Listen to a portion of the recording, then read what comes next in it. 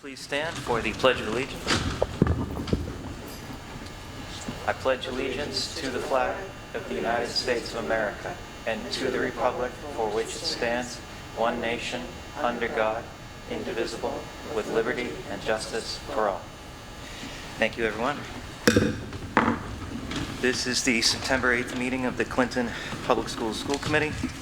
This meeting is being held both in person and remotely in accordance with the Governor of Massachusetts March 12, 2020 order, suspending certain provisions of the open meeting law, remote meeting via Google Meet technology. Could I have a motion to approve the bills? So moved. Is there a second? Second. Motion having been made and seconded, is there any discussion on the bills? There being none, all those in favor? Abstain. 4-0. Thank you. Can I have a motion to approve the minutes from the meeting from August 24th? So moved. Second. Motion having been made and seconded, is there any discussion on the minutes from the 24th of August? There being none, all those in favor? Unanimous, thank you. Do we have any comments, questions, or requests? There being none. Dr. Meyer. Okay, thank you. So we'll start. We just had a couple resignations. We did have Sarah Blodgett, 7th to 8th grade special education teacher at Clinton Middle School. Gave her resignation. She'd been here since 2013 and worked in a variety of roles for us, so we wish her well in her future endeavors. And Livia Perez Moore, ESL teacher at Clinton Elementary School, was also gave her resignation right before, so we wish her well in her future endeavors as well. Oh, wait, I got another one. Holly Baruti, IA at Clinton Middle School, gave her resignation letter as well on Tuesday, September 1st. So we wish her well too. She's going to pursuing employment in a different industry. All right. So most of the next things in there in terms of the school reopening updates, there's a lot of information in your packet, but I also have a PowerPoint. So what I would do is I would invite the committee to sit down front. I'll share my screen. We can turn the projector on, and then we'll go from there. Hopefully it's not too long.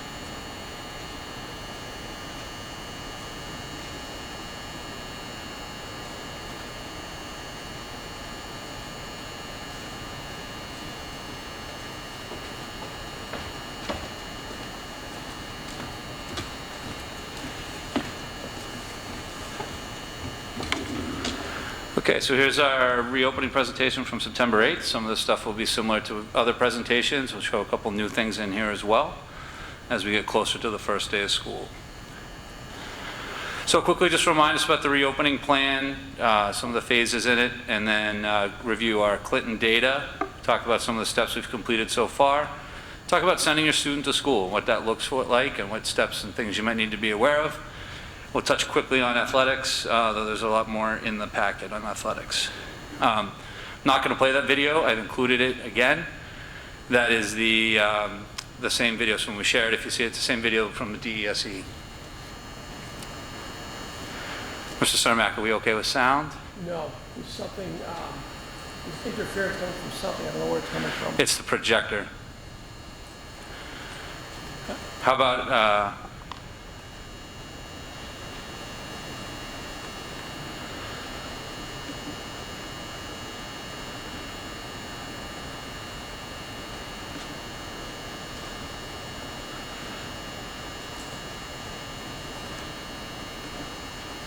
all right, if I unmute my mic, it should pick up from right here. You want to see if that works?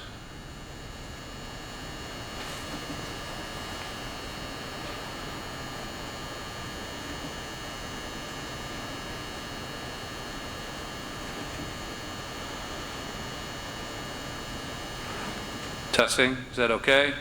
Any better? So we'll go review of what our reopening plan so far, some of the Clinton data, some of the steps that we've presented so far, some tips about sending your students to school this year, and a quick overview of athletics. So just a reminder that we had to come up with, there was basically this continuum of reopening plans, with remote learning being all the way at one end, returning without restrictions at the other, and kind of two steps in the middle. One would be everyone returning in person with new safety requirements, and the second, a hybrid learning somewhere in between everyone and remote learning. All the reopening plans are based on the basic safety principles here of wearing masks and face coverings, physical distancing or social distancing, aiming for 6 feet between individuals when possible, hand washing and hand sanitizing, and staying home when sick. So as that video we showed a couple of weeks ago, those are kind of the 4 main strategies that they're saying, any one of those isn't necessarily perfect, but the combination of the 4 of them should help to keep everyone safe. So for the full in-person, we try to develop our plan so that it can go to full in-person. We tried to keep our class sizes small, but we really haven't talked about the full in-person much, because right now with some of the restrictions, particularly around things like transportation and some of the class sizes, as far as the rooms, trying to be able to keep 6 feet space. While we might meet the 3 feet requirement, we don't meet the 6 foot requirement. So we focus really on the hybrid for right now to get things going, to give us a space to figure out how everything works. Our hybrid model is 1 week in person and 1 week remote.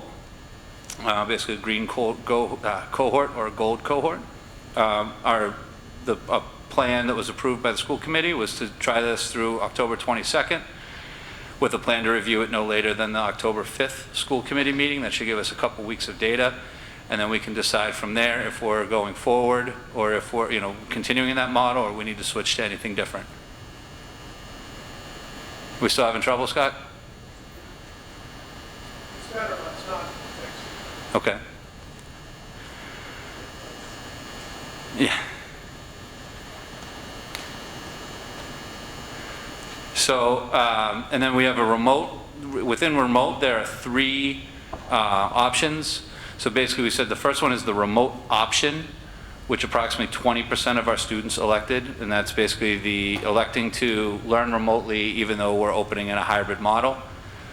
One that we didn't really talk a whole lot about in our original plan, but we're just trying to kind of build this one in a little more as we go forward, is Remote Plus, which is this idea of if we get potentially to a situation where we can't bring as many students as we're bringing back right now, but we would still maybe bring our high need students in, at least for a partial part of the day, if the data were to make us go that route.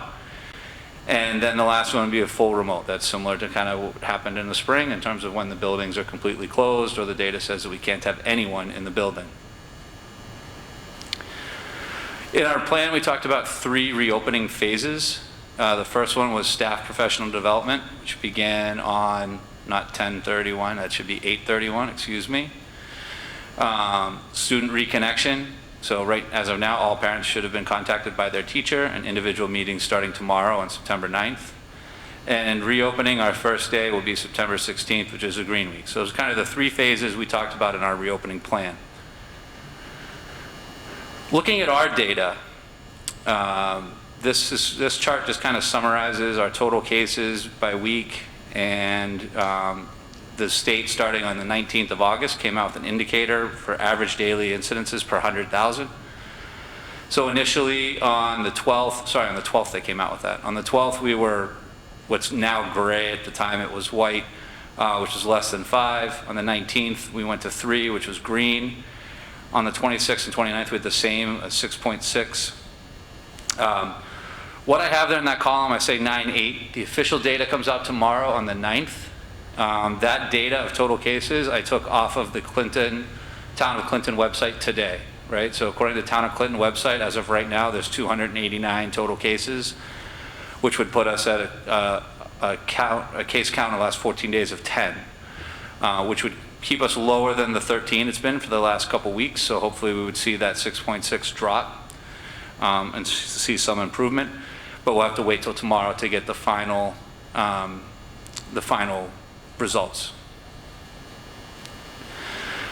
So just this was what the color coding meant, that basically they're saying that if you're in the unshaded, which is now shaded gray, I think usually on most maps, this is an older slide I stole, or green, that they're recommending a school go back full-time in person or hybrid if there are extenuating circumstances.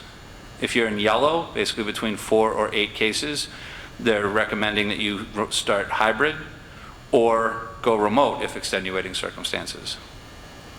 And if you are in the red, greater than 8, they're recommending that you should be remote. So they said other metrics you could review. You know, this is one that they're trying to give as more of a clear indicator. That was something that schools and unions and everyone across the state had been asking for, more of a clear metric. They've also said you could look at your positive testing rate to see how that trend is going. They're also saying to look at multiple weeks of data, right? So you should look at multiple reports to inform any changes. So that was really important. That was some clarification I think they gave us in our last meeting, as they were basically saying, just because your data changes from one color to the other for like 1 week doesn't necessarily mean you have to change your entire model. You want to look at the picture kind of in totality. And if you know, like for example, if you know that from your working with your Board of Health that the reason your cases spiked was because of like one isolated incident and not like community spread or something like that, we can take that into consideration and say, well, we're going to look at a trend of multiple weeks of data. And where can you find that data? The Town of Clinton website, you can find where they show the, if you go to clintonma.gov, right on the top there's a giant COVID link. You click on that, it'll show you the cases. It's usually updated every weekday. And then Massachusetts on mass.gov, they'll give you the COVID-19 response reporting, and they come out. They give a daily report. I'm sure everyone hears them on the news every day. I get the text alerts every day. But on Wednesdays, they do their major report with the updated map and everything. So, some of the steps we've taken so far, where have we come? On August 31st, everyone came back. Our staff came back. We had a welcome back presentation here, kind of somewhat typical. I guess not really typical at all, though, because normally we would all be in the auditorium. We had about 50 faculty members that chose to join us in the auditorium. Everyone else was able to participate remotely. We tried to offer different situations for people, whatever they felt comfortable with on that day, as far as you could do it individually in your room, you might do it as a grade level team in a larger setting, or you could come in the auditorium in person. Then we had a keynote speaker, Katie Novak.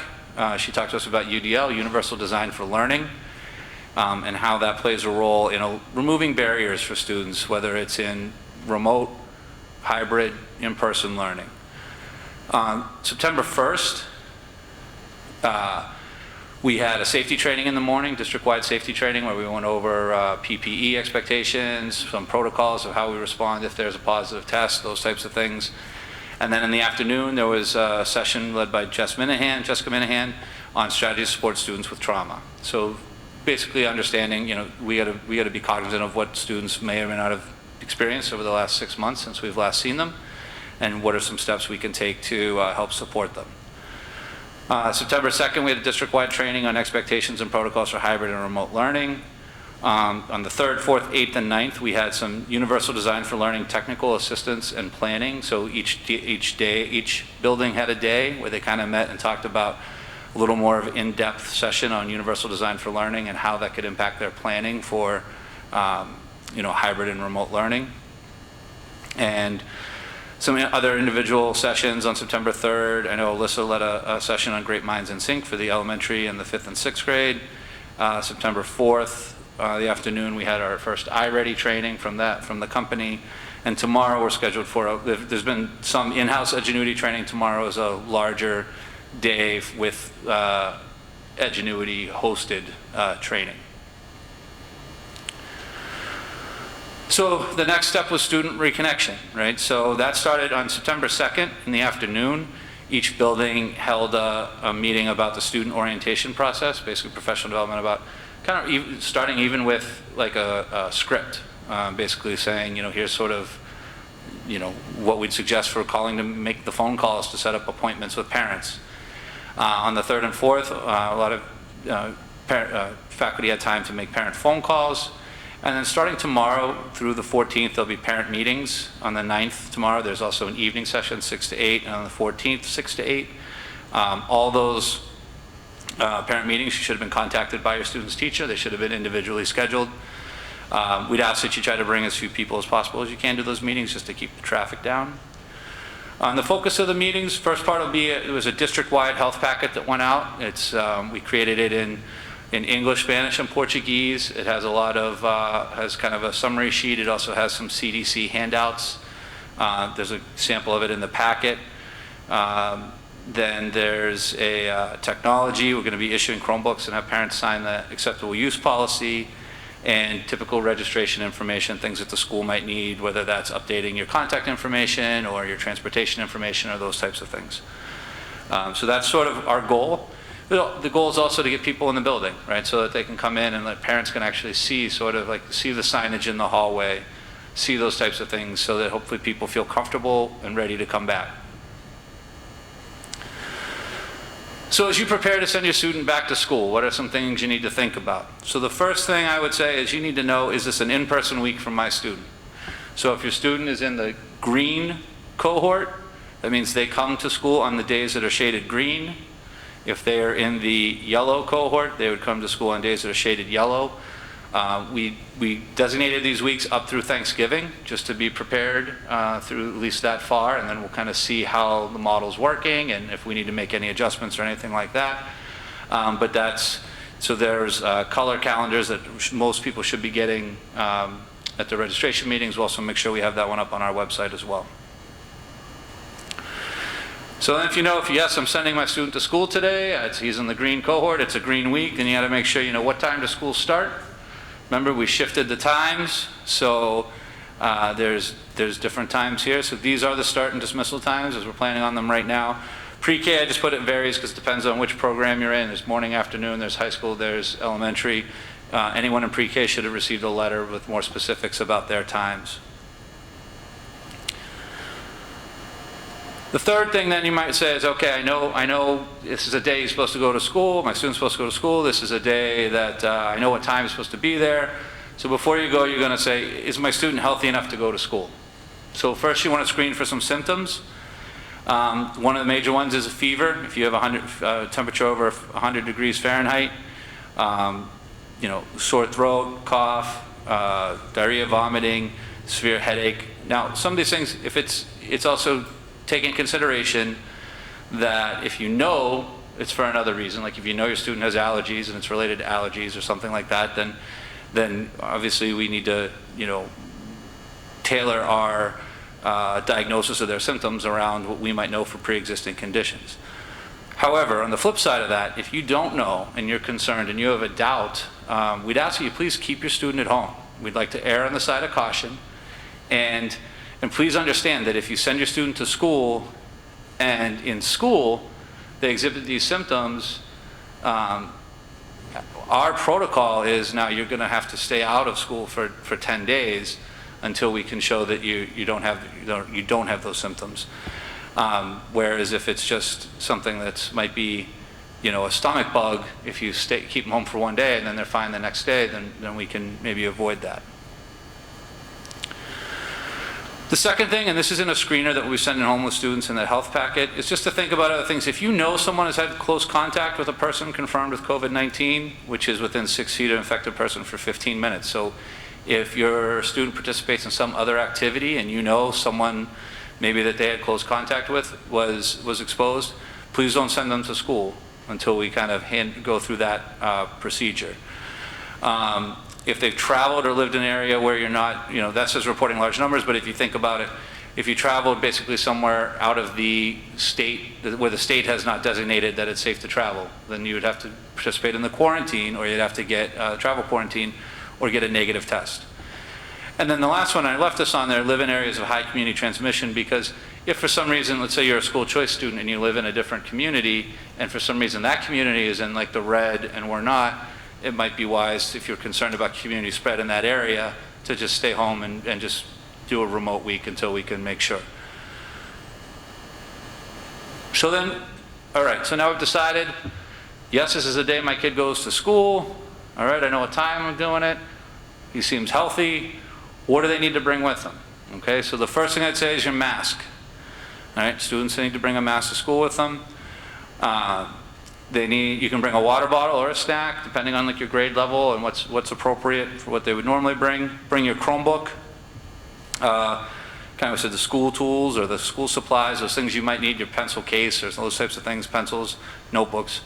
But no toys or extra stuff. We do want to try to minimize what you're bringing to school. Okay, so try not to bring there's not going to be the opportunity that maybe there was for, I don't know, I feel like if I picked up, a couple years ago, if I picked up my son's backpack, it felt like it weighed 50 pounds, and it's because there was a whole compartment filled with nothing but Pokemon cards that they traded on the bus, right? We want to leave the Pokemon cards at home now. We don't want them trading those things around. So what about lunch? Right now, because we grab-and-go breakfast and lunch are free to everyone. Okay, so this isn't just a Clinton thing. This is in the state that they've extended, the USDA has extended the waiver through December 31st. So that way we can do a grab-and-go. I think it's a smart decision because we had talked about pursuing the community eligibility provision already, just because this limits any type of exchange of money, right? We all know money is not very sanitary. You may pack your own lunch if you wish. Okay, so you are still allowed to bring in food for you to eat, but there is a free grab-and-go breakfast available every day for everyone. So what about the bus? How are we getting to school? So the bus routes will be posted on our website soon. Okay, they're not ready yet. We've been trying to get all the addresses and bus forms and everything to Dee so they can double check it. Their goal is to start the year to try to make it very similar to the previous stops. Okay, but they are reviewing that to see what changes might be necessary. So the goal is to kind of keep the similar routes that we've always had, but we need to just go through those numbers and make sure that we're not going to disproportionately overload one bus. So we might have to modify some things where certain stops might get switched from one bus run to another. So that's the process they're working on right now, just to make sure we don't go over the occupancy constraints on the bus. It's one seat, one student per seat. Students will have assigned seats. When they walk in, they'll go all the way to the back of the bus, and they'll fill from that way forward. We're asking you to please have your student wash their hands or sanitize their hands before going to the bus stop. The preliminary guidance said to have hand sanitizer on the bus. Right now, there seems to be a little bit of a conflict with the registry about having hand sanitizer on school buses. So we're trying to work that out. If they'll let us have the hand sanitizer on the buses, then we'll put it there. Otherwise, we're just asking, please have your student wash their hands or sanitize before going to the bus stop. They're still going to have to use the hand sanitizer or wash their hands when they enter the building, when they get off the bus. So that's part of the guidance anyway. And all students need a mask on the bus. Okay, so even if you're one of the younger grades or maybe masks are suggested, when you're on the bus, you have to wear a mask. And though there's proper ventilation for the buses, they'll have all the windows open as much as feasible, depending on the weather. And they have like a disinfectant spray wipe thing that they're going to do between each run. What if I'm dropping off my student? So the drop-off is behind the school at all 3 buildings this year. Okay, so the parent drop-off will be behind the school in the middle school, behind the school here in the high school, and it'll be a big switch at the elementary school because the parent drop-off is going to be behind the building, which means the buses are actually going to be in front of the building at the elementary school. That's just to kind of help facilitate the entry and exit process. So what about the buildings? Okay, the buildings themselves. So as your student comes to the building, like I said, the first thing they'll have to do is wash or sanitize their hands. So these are pictures. The one on the left, it's one of the touchless hand sanitizers. There are literally hundreds of these up throughout the district right now. Every classroom has one. This one's in the hallway at the elementary school. If you walk into like the middle school or anywhere you see, some are on pedestals that you can just kind of get as you walk in. They're by elevators, they're by all those types of places. The picture on the right is a hand washing station. This is actually right outside the auditorium right now. You could have used it on your way in tonight if you wanted. This is it's portable sinks, so there's 2 right now in the high school. There are others getting delivered. There's smaller sizes for the elementary school, and I think we got a couple from each sizes for the middle school, but we're waiting on those deliveries, but they are supposed to arrive this week. So we should have them before school starts. What about air quality? So these are 2 different types of air purifiers. So the one on the left is a smaller one. That's one that's used in offices. So our like guidance counselors, administration at CES have those kind. And the one on the right is a larger one for classrooms. These are, right now, every classroom at the middle school has one of those large air purifiers. So the middle school seemed to be the one that was of most concern, so we purchased these air purification units for each classroom. And then the offices that need them have the smaller one. We have ordered about 100 more units because we're going to be backfilling some of the rooms at the elementary school that may not have windows. They're mostly being used as offices right now for remote teachers. Kids wouldn't be in them, but since they don't have outdoor ventilation, we would be putting the air purifiers in those as well. Some other considerations. So there's just a couple pictures I took, but the one on the left here is a hallway in the elementary school, but it looks similar to a lot of the hallways in the middle school as well. It's got the directional arrows with sort of the tape in the middle so that you kind of you keep your side, you walk on the tape, that way you're keeping your distance in hallways. The one on the right, that's the cafeteria at the middle school. So it's single desks, 6 feet apart in a big grid, all facing the same way, and that's essentially the guidelines for lunch. Okay, you sit everyone facing the same way because you'll have your mask off, 6 feet apart from everyone. There's a similar scenario set up at in the gymnasium as well, so that they can alternate, so you can clean them in between lunches. What about the remote learning week? Well, so teachers will provide their students with a schedule that'll let them know what they need to do for the remote learning week. It'll be mostly asynchronous learning lessons and assignments with a recommended schedule for completion. Opportunities for synchronous sessions, that'll be morning meetings, specials, extra help, office hours, those types of things. A lot of those are going to be not necessarily required in the beginning. They're going to be optional because we understand families have some different limitations in terms of what who might be providing childcare, what their ability to assist students is. However, those might end up being required for certain individuals as we go along if we're not engaging in the work that we're supposed to be doing. Attendance will be monitored through the learning platforms and at synchronous sessions. We still have to report attendance for students every day, so we need to look at that login information so that we can monitor attendance. And we had a big meeting this morning, actually, to go over the state guidance for attendance and to work on how we're going to be monitoring that for the hybrid week. And this really hasn't changed. It's the same thing for technology access and platforms. Everyone should get their Chromebook when they have their meeting. We do have hotspots we'll provide to families who need internet access. We have our learning management system, which is Google, collaboration tools through Google. Our content platforms, Great Minds, will be for ELA and math, K to 6, although maybe not for ELA in grade 6. And then, no, sorry, other way, not for math in grade 6, thank you. iReady is K to 8. It's an assessments and learning path software that we'll be using for ELA and math.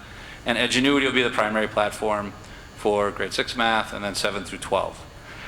We do have a single sign-on platform, which is Clever. So basically you can go to clever.com, you can sign in with your Clinton Google account, and it should have a dashboard for you where you can just click right on each of these apps without having to log into different things. I think even at the elementary level, we're giving little cards. You can even just kind of like hold the card up to your screen and it'll log in for you. So these are the content platforms. This is an older slide and I showed these videos, but I just figured I'd include it again in this presentation if anyone wanted to check it out. I'm not going to play the videos because I know that usually doesn't end well. And finally, what about athletics? So communities who are in yellow or better, meaning basically the yellow or green or the gray or the shaded, and returning to school may participate in athletics without a formal school committee vote. We can talk about it tonight, but right now, the only communities that are required to have a vote to participate are those communities that are in yellow or better and not returning to school, right? So if they basically said if your community says you can't come to school, but they feel it's okay for you to play sports, you can do that, but it requires a school committee vote. If you're in the red, you're not going to be able to participate in athletics. I don't exactly know when that cutoff is. I mean, those are things that they're still working on with the MIAA. I think, if you blip into red 1 week, is that going to cut you off for the whole season? I think they're still kind of working on that right now. In terms of sports, it'd be high school only. It should be varsity, sorry about that, another typo, and JV. No middle school sports. The offerings right now, I believe, for the fall are cross country, golf, boys and girls soccer, and field hockey. And finally, just the parent and guardian reminders. Please provide your student with a mask. Encourage your student to maintain social distance. Remind your student to wash their hands frequently, and please not send your student to school if they may be sick.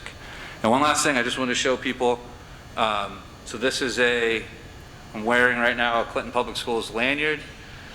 So we got these lanyards for all the students, that's a mask lanyard, so you could put your mask on, and then whenever you have to take a mask break, it could just hang here, so we don't have to worry about masks kind of falling on the floor or getting lost or those types of things, so that we don't have them laying all over the place.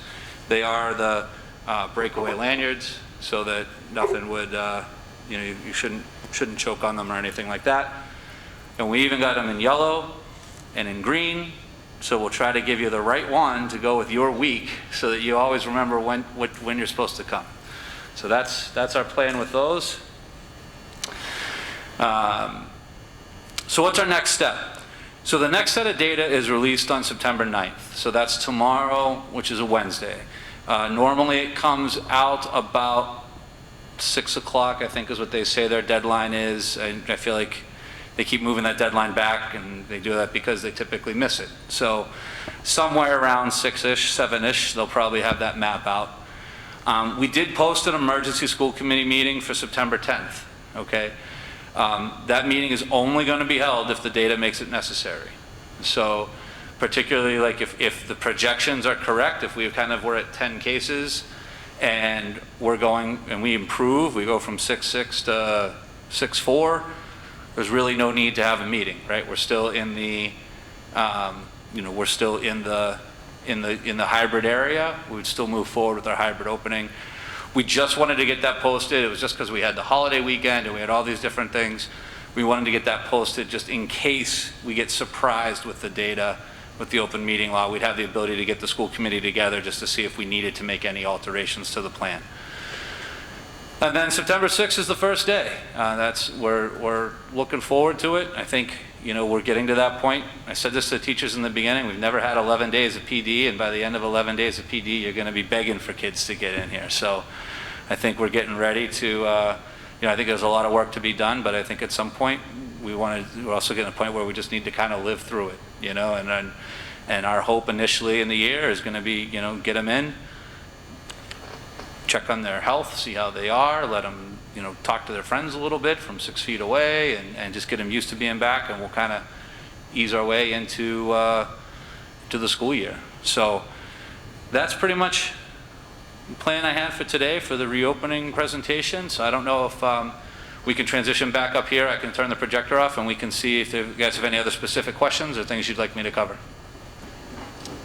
I just have to hit it twice. It's on the, yeah. Okay, thank you.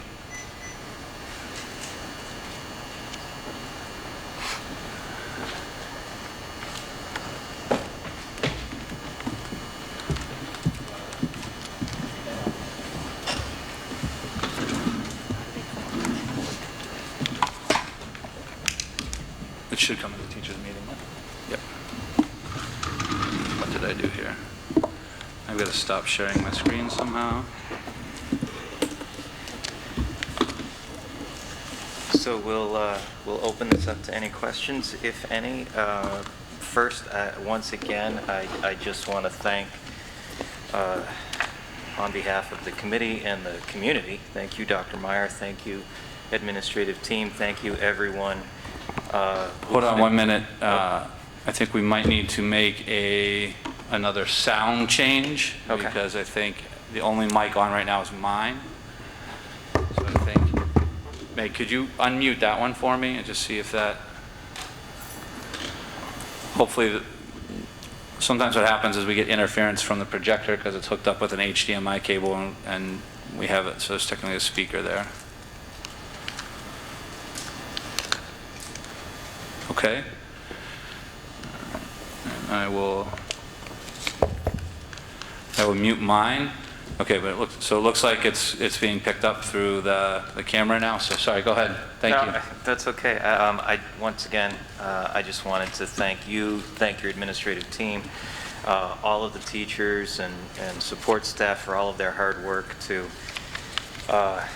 continue to respond to and I think in many ways lead the way for a lot of school districts in this area, and again to be ahead of the curve while we're flattening the curve, and it doesn't go unnoticed, and it is deeply appreciated. So any questions?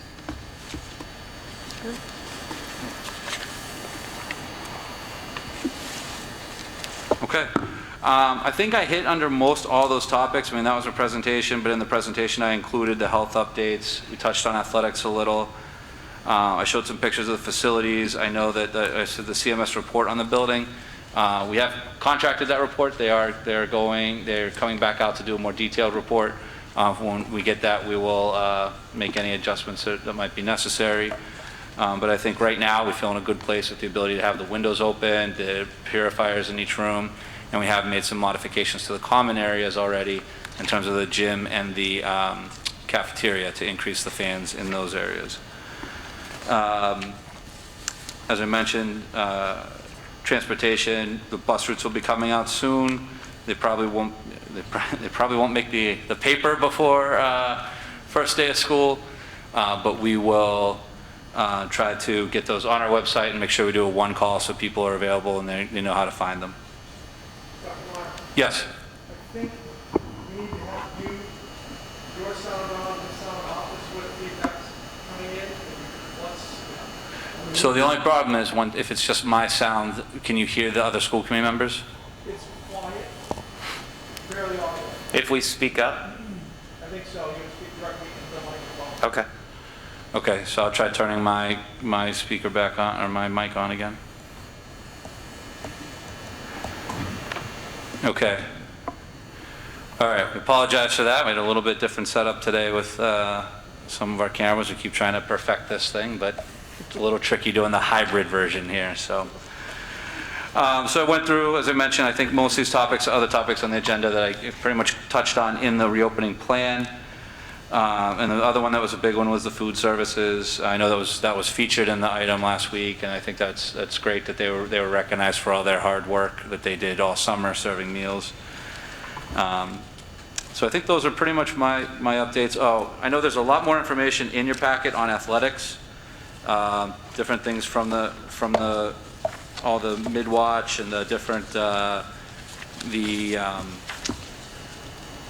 the Executive Office of Energy and Environmental Affairs guidance and all those things. So there's a lot more in the packet. I didn't go through a whole lot of it because I know a lot of it's still being developed, and I know the ADs are still talking about things.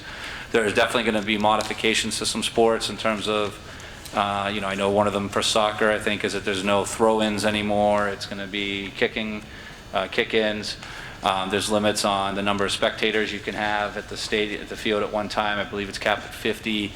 A lot of schools are looking at trying to do something like giving some sort of lanyard or pass so that students can give that to like their parent to get them into the events.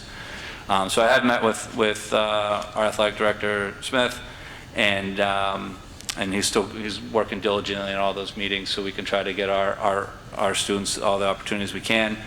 I'm sure he'll be doing signups as soon as he can to try to make sure we can get identify our numbers and try to get things rolling for what teams we're hopefully able to field. Steve, I know it said just JV and varsity. No middle school, would the freshmen be able to play JV, or is it going to be like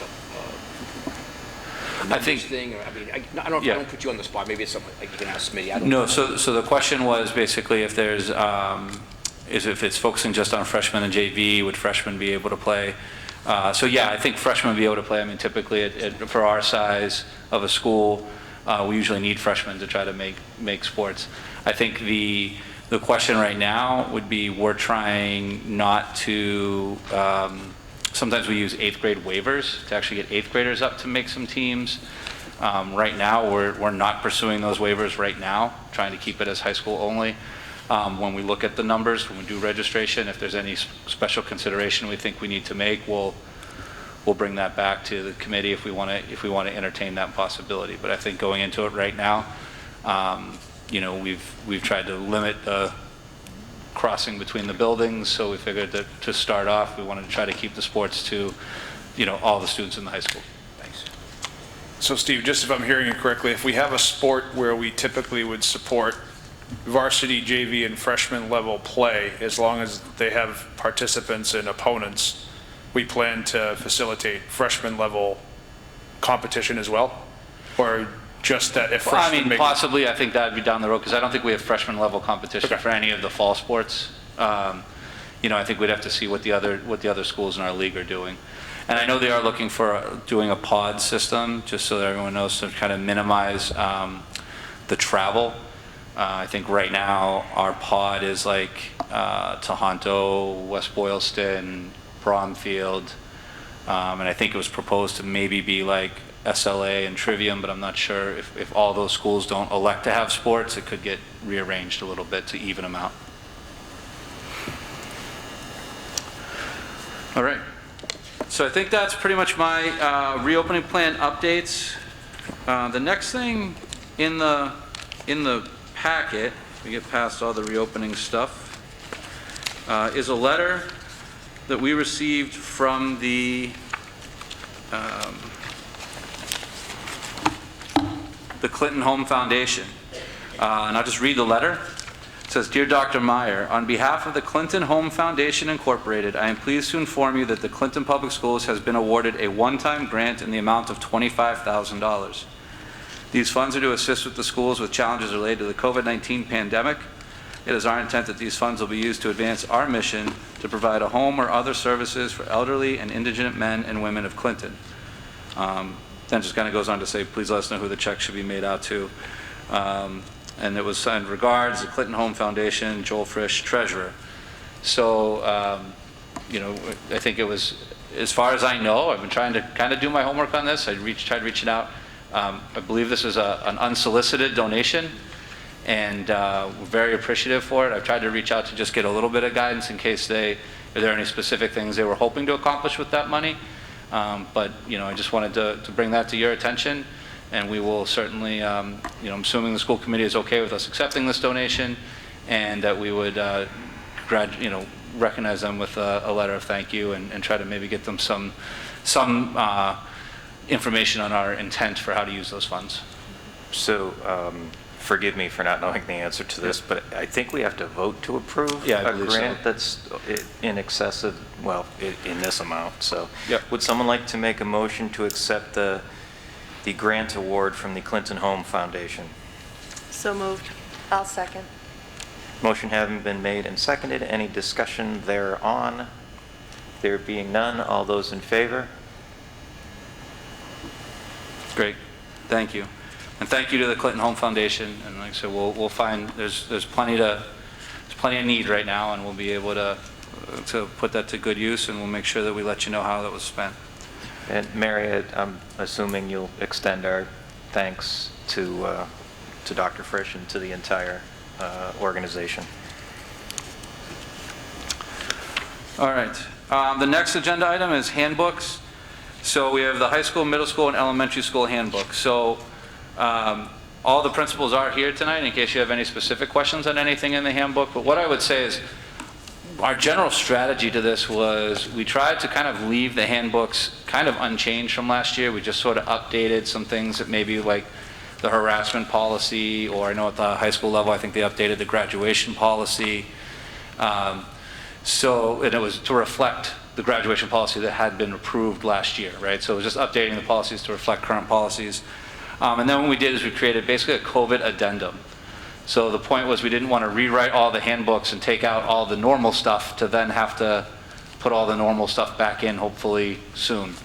So we did a COVID addendum that would be in place while these restrictions and guidelines are in place. So, so most of all that stuff should be stuff basically lifted right from the reopening plan, maybe some more detailed for their things. So I don't know if there's any specific questions on the handbooks. If there are, like I said, we could have principals kind of respond to them, or if there's any other questions from the school committee, we'd just like to be able to get these out to the families. And so typically, I think we're required to approve the high school's handbook. We are not required to approve the middle school and elementary handbooks, but we usually vote as a show of support anyway. So I'll open it up for questions if there are any. No? Okay. Would someone like to make a motion to accept the Clinton High School Student Parent Handbook? So moved. Second? I'll second. Motion having been made and seconded, any discussion on the Clinton High School Student Parent Handbook? There being none, all those in favor? Opposed? Did we go with that? Yeah. Oh, no. Oh, okay. Unanimous, thank you. And can we have a motion to endorse, I guess, the Clinton Middle School and Clinton Elementary School student and parent handbooks? So moved. Second. Thank you. Motion having been made and seconded. Any discussion? There being none, all those in favor? Unanimous, thank you. And thank you, principals. The last thing I had under my report really was an HR update. Mike Ward and I completed our first round of interviews. We brought one candidate back for a second interview. We're sort of in the process with the second interviews, and I think it's moving along at a pretty good pace at this point. I'm hoping that we'll be able to fill the position shortly. I don't want to go into too many specific details because we need to make sure we're keeping candidates informed as well. We don't want them hearing about things first through a public forum.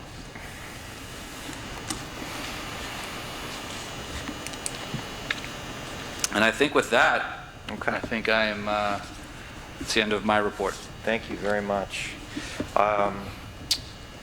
Do I presume we don't have anything new from curriculum, from the curriculum committee? Very excited to hear that you're working with both Katie Novak and Jessica Minahan. I'm a big fan of both. Anything from the safety committee? Not yet, but probably definitely depending on what the data says tomorrow, we might try to get maybe one more meeting in before the start of school, so I'll try to get that on the radar. I just haven't had time to get that together yet. Anything from marketing? The only thing is I know I still Okay. owe a back-to-school newsletter that's on my to-do list for basically tomorrow to try to get some of the stuff from the presentation tonight. Just kind of put like those pictures and things in a newsletter and get that out to people. Yeah. Make sure that they know that they should have heard from their teachers and those types of things. I guess I would also say, just in terms of sometimes the best marketing is all of the preparation and planning that goes into, the work. So I'd like to publicly thank the principals for having the teachers have the opportunity for parents to see that the buildings are safe and that precautions have been put into place, and to get a chance to meet their teachers, particularly for our youngest learners. Again, it does not go unappreciated. So policy monopolized a little bit of time in our last meeting, so we have nothing new. With regard to facilities, we had a team from the school committee and the superintendent of schools and the director of facilities walk through with our building custodians on Saturday. And again, I want to say publicly, thank you to the custodians for being here, for Dr. Meyer to set it up for the group of us to walk through and see the schools in terms of both readiness from a general perspective, both in terms of short and long-term needs for facilities, but also in terms of the readiness with examples of all of the hard work that Dr. Meyer highlighted in the reopening plan. And for us to be together and see it through our individual lenses, really I think was helpful in the process. So we have a number of points that I guess I'll just share with the minutes rather than going through them. But I think the consensus for all of the members was, while there are general areas of note and some ongoing things that the teams are working on, the schools have done a tremendous job in getting them ready. Dr. Meyer's already pointed out a number of the hundreds and hundreds of touchless hand sanitizing stations and mobile hand washing stations and color-coded systems so that you can sit in the lunchroom here at CHS and yet still be physically distant, and the volume of HEPA filters, which exceeds these MERV ratings that you hear about to get to the smallest particulates. It's a tremendous investment, and again, greatly appreciated.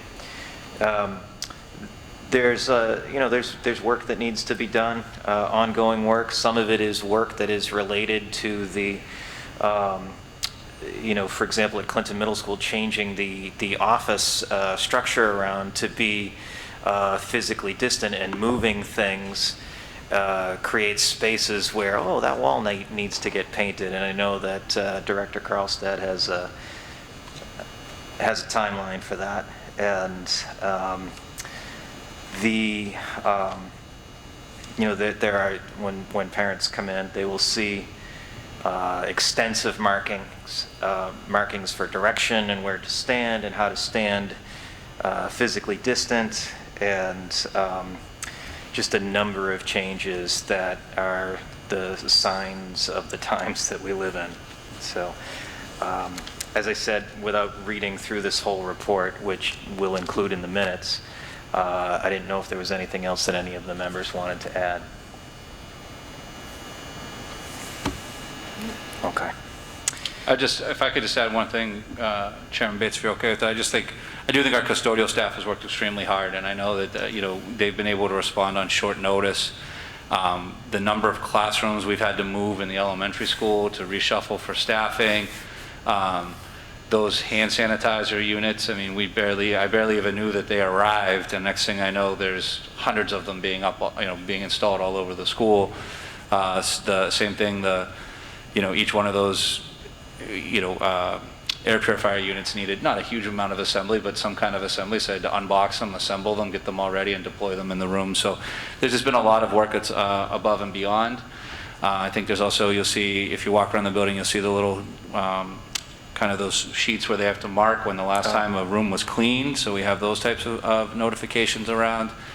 And I think our next step is, I think we use this time during the shutdown to kind of get caught up on a lot of things. And I think moving forward now, it's just a matter of us making sure we have the processes and the systems in place so that we can try to continue to work on those areas maybe we didn't get to yet, and we can continue to maintain the areas that we have gotten caught up on so that we're not falling behind ever again in the future.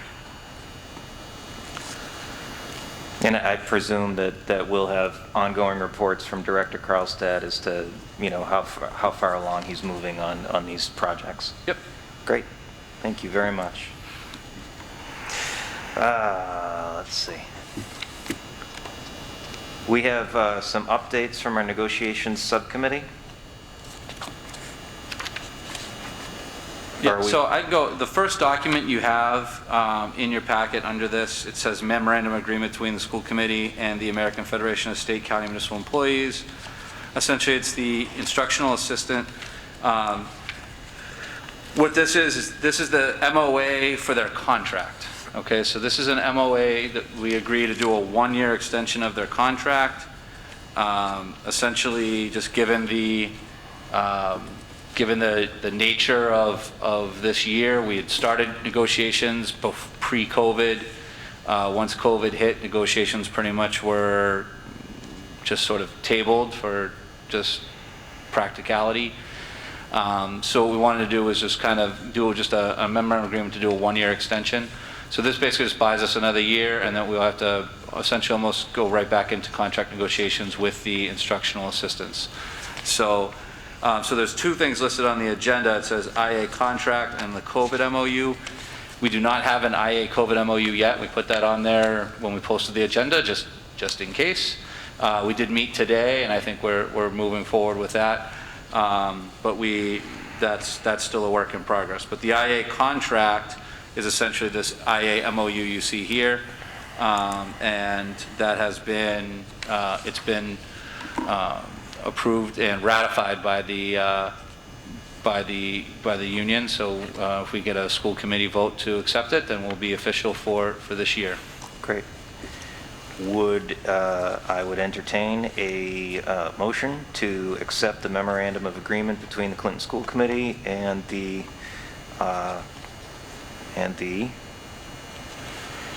bargaining unit with whom we're Instructional assistants. the instructional assistants.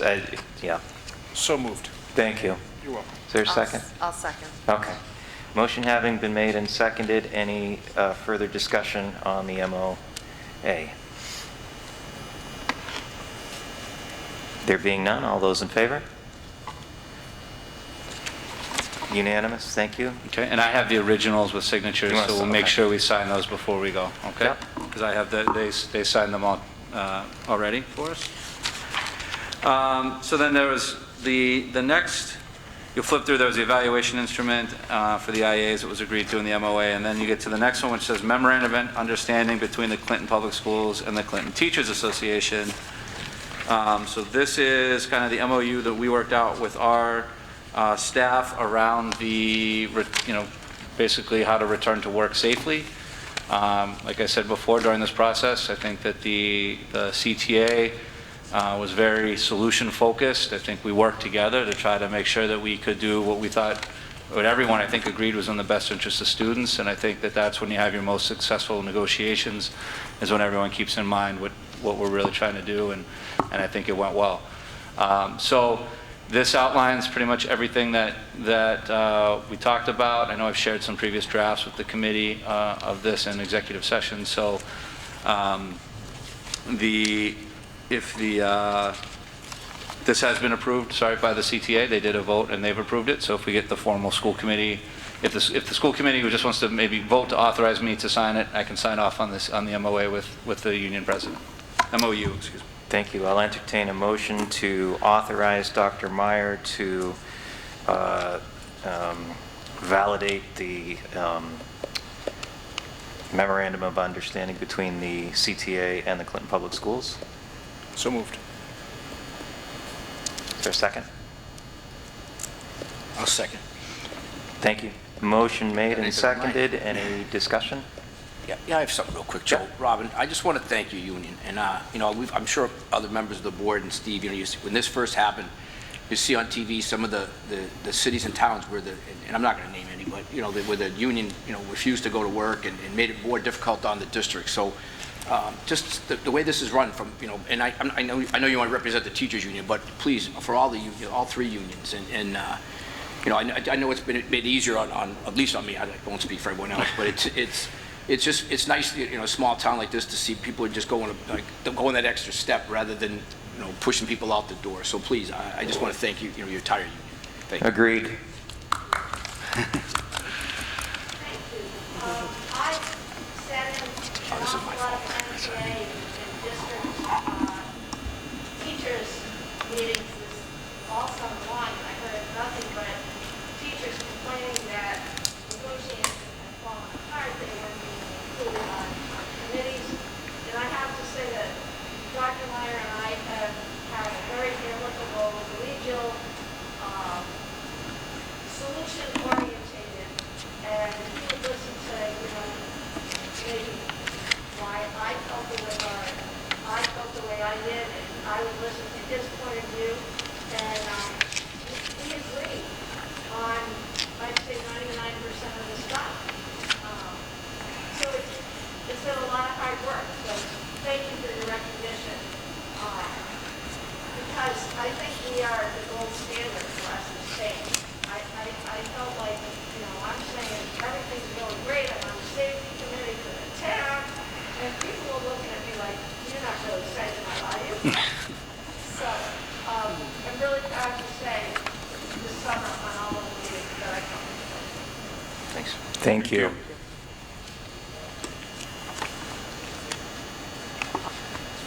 So there's still a motion on the table. Any other questions? There being none. All those in favor? Unanimous. And again, thank you. Okay, once again, there isn't a secretary's MOU. We put that in there just in case we were able to get to it. We have not gotten that to it yet. We have had an initial meeting to talk with the secretaries about the MOU. And, I think for the most part, it was fine. We listened to some of their safety concerns, but most of it was, they understood that their workday doesn't significantly change in a hybrid, situation. As long as there's people coming in and out of the building, they pretty much know what they need to do. So, so we have a good starting point there, and I think some of the other general language that we were able to nail down with the teacher's contract, we'll be able to formalize something with them, hopefully for like the next meeting, just so we have it all spelled out. Thanks. Okay, thank you. And the last thing we have is your contract, which I think Yeah, I'd like to make a motion, Mr. Chairman, to move the superintendent's contract to executive session, just for clarification. I just have some questions on it. Okay. All right. I know I've talked with you, but I don't talk to you. I just wanted to Okay. formally. So I just don't know procedurally if we're okay to entertain a motion to go into executive session, or do we have to post that? We had scheduled an executive session for the purpose of negotiations, but it wasn't this particular negotiation.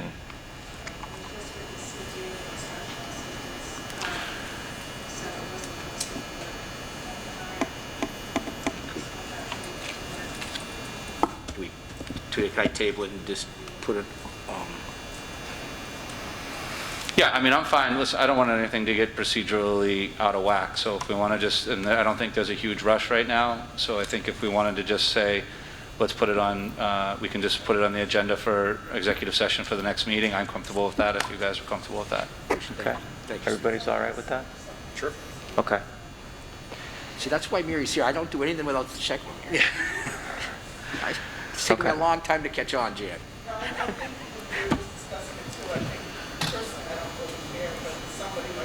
Right. I'm fine. No, And because it's me and I'm here, it would be a little different, but yeah, we don't want to, I don't want to raise any, I don't want to violate any procedural I think things. if there's any, further clarification that any of you need, we're far better served by being unanimous than, not hearing if there might be something we're not clear on, so by all means. Thanks. Okay. All right. Do we have we have one thing under old business. We're revisiting the retirement celebration, and I believe we have letters here to that effect. No, so those letters are from the, Oh, no, that's for the, that was from the 50-year 50-year class. Yes, they're Yep. postponing their event again till graduation. They just uninvited us.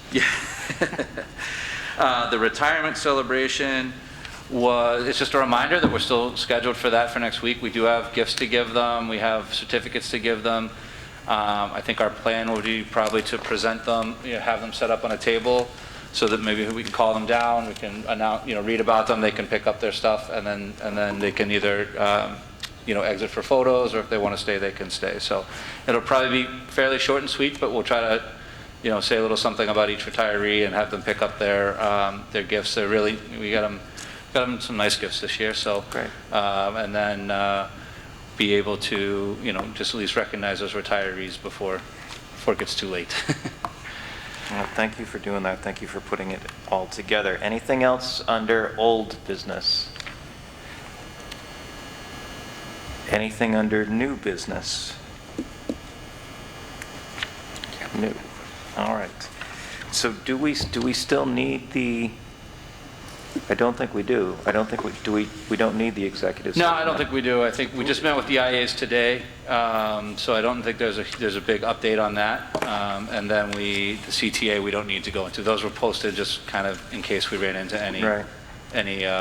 All right. hiccups along the way or made further headway. Yes.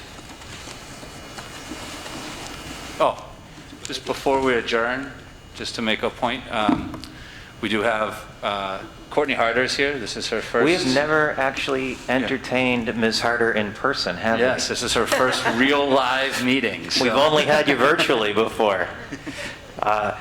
Welcome to the Clinton Public Schools, formally and officially. We are thrilled to have you here. And I just want to say, I think Courtney's done an amazing job. I think it's all we can do to try to keep everything straight when you kind of know your way around the building and you Right. kind of know the staff and you know the schedule, and to try to walk in and learn all that on the fly and still try to do all the COVID, everything with it's been a lot to ask for a new hire, and I think she's responded, and even when it's not always perfect, she just goes back to the drawing board and we figure it out. So it's been great.